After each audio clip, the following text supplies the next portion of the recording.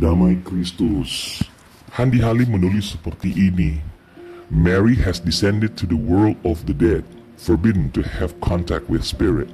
Saya terjemahkan artinya ya. Maria telah turun ke dunia orang mati, dilarang berkomunikasi dengan roh orang mati. Aku percaya akan Roh Kudus, Gereja Kristus yang kudus, persekutuan para kudus, pengampunan dosa, kebangkitan badan, kehidupan yang kekal.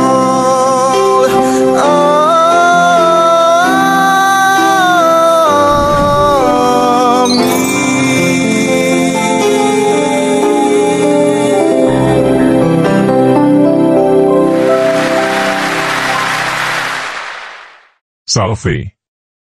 Pertama-tama saya mau buat disclaimer kepada semua audiens, bahwa video ini ditujukan kepada para pengikut Kristus di dalam gereja Katolik dan kepada siapa saja yang ingin mempelajari iman Katolik dengan tulus dan jujur.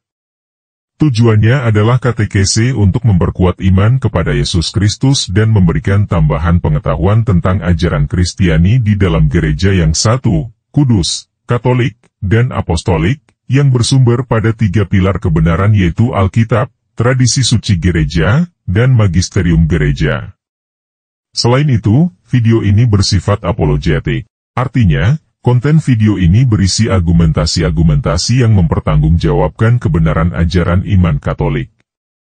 Jika Anda bukan beragama Katolik, saya tidak menyarankan Anda untuk lanjut menonton karena ajaran iman yang dijelaskan mungkin berbeda dan tidak sesuai dengan ajaran iman di dalam agama Anda.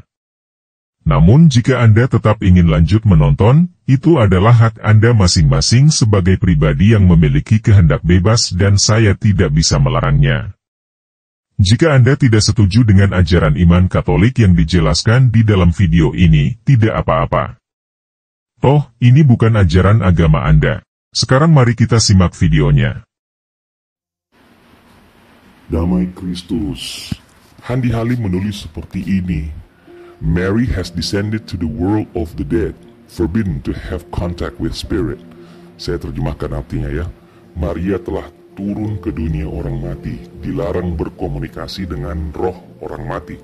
Baik, saya tanggapi pernyataanmu dengan bahasa Indonesia, supaya orang yang nggak bisa bahasa Inggris bisa paham ya. Begini, konsekuensi dari pernyataan heretikmu ini adalah yang pertama, kau menganggap Tuhan Yesus juga berdosa karena ia bercakap-cakap dengan roh orang mati, yaitu Musa dan Elia di puncak Gunung Tabor.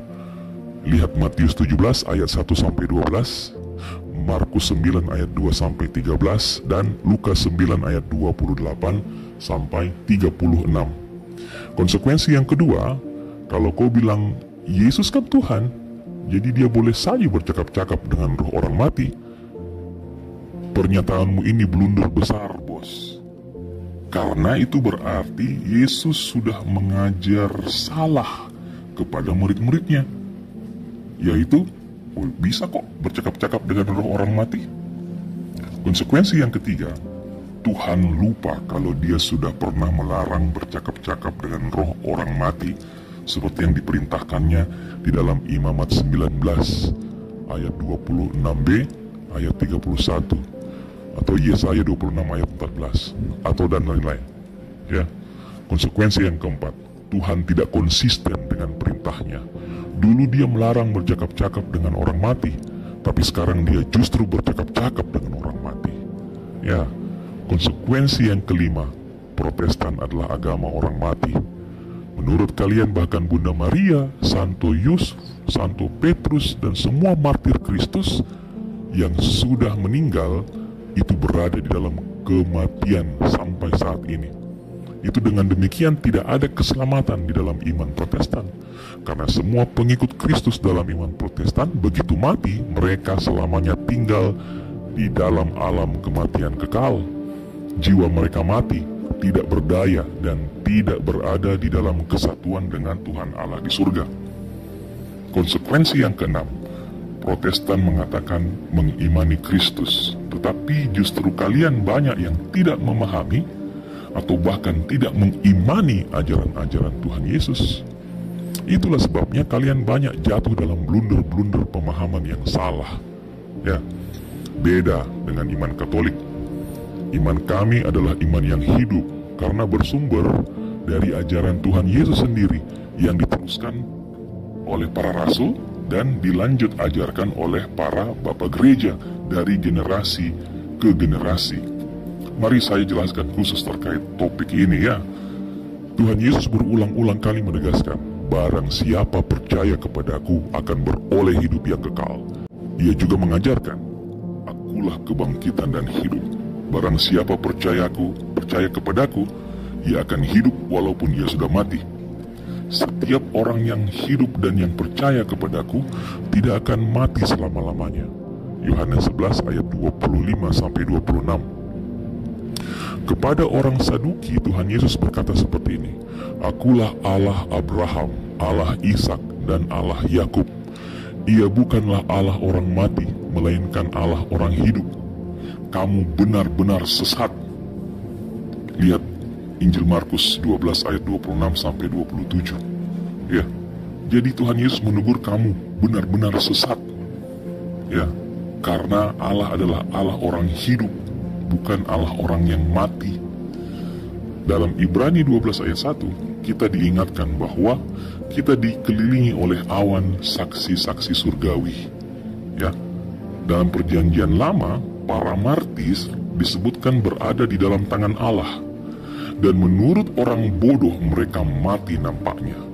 Kebijaksanaan Salomo 3 ayat 1-2. Kamu adalah orang bodoh menurut Alkitab. Ya, menurut orang bodoh mereka mati nampaknya. Siapa yang mati nampaknya? Itu para martir. Kamu menganggap mereka mati, dan kalian ditegur oleh Alkitab sebagai orang yang bodoh. Ya, itu. Nah, iman Katolik percaya bahwa semua pengikut Yesus adalah orang hidup, walaupun mereka sudah mati. Jiwa-jiwa para kudus ini hidup di dalam tubuh kemuliaan mereka di surga, dan mereka berdoa. Coba lihat Wahyu 8 ayat 3-4. Wahyu 8 ayat 3-4. Saya bacakan begini. Maka datanglah seorang malaikat lain, dan ia berdiri dekat mesbah dengan sebuah pedupaan emas, dan kepadanya diberikan banyak kemenyan untuk dipersembahkannya bersama dengan doa semua orang kudus di atas mesbah emas di hadapan tahta itu. Maka naiklah asap kemenyan bersama dengan doa orang kudus itu dari tangan malaikat itu ke hadapan Allah. Jelaskan? Buat saya orang-orang kudus itu justru hidup, dan mereka berdoa untuk kita.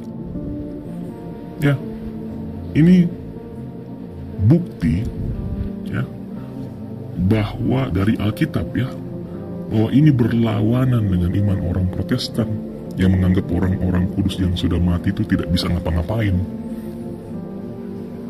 Ya, karena mereka sudah mati, mereka nggak bisa ngapa-ngapain. Tapi buktinya Alkitab mengajarkan berbeda, Om. Ya. Nah, jadi pemahaman Protestan ini yang kurang luas, sehingga selalu saja gagal memahami persekutuan para kudus yang diimani gereja universal.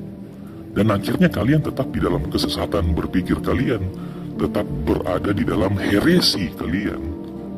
Ya, Alkitab justru mengajarkan para kudus hidup di surga, dan mereka berdoa buat kita, gereja yang masih mengembara di dunia ini, kepada Allah yang bertahta di tempat yang maha tinggi. Ya, ayat-ayat Alkitabnya sudah saya paparkan di atas. Ya, nah jadi sebenarnya di VT-VT saya sebelumnya saya sempat membahas hal ini juga ya, berdasarkan Alkitab part 1, lalu part 2-nya berdasarkan tradisi gereja dan ajaran para bapak gereja, Dan yang part ketiga berdasarkan ajaran magisterium gereja. Nanti saya tag kau juga di situ. Tapi untuk kali ini buat kau, saya kira sudah cukup yang saya jelaskan terkait dengan berdoa melalui orang-orang kudus. Ya, mereka bukan orang mati, mereka orang hidup. Orang kudus itu hidup di surga. Mereka berada di dalam tangan haribaan Tuhan dan mereka berdoa bagi kita. Ya, semuanya ada di Alkitab, bos. Tuhan memberkati. Aku percaya akan Roh Kudus, Gereja Kristus yang kudus.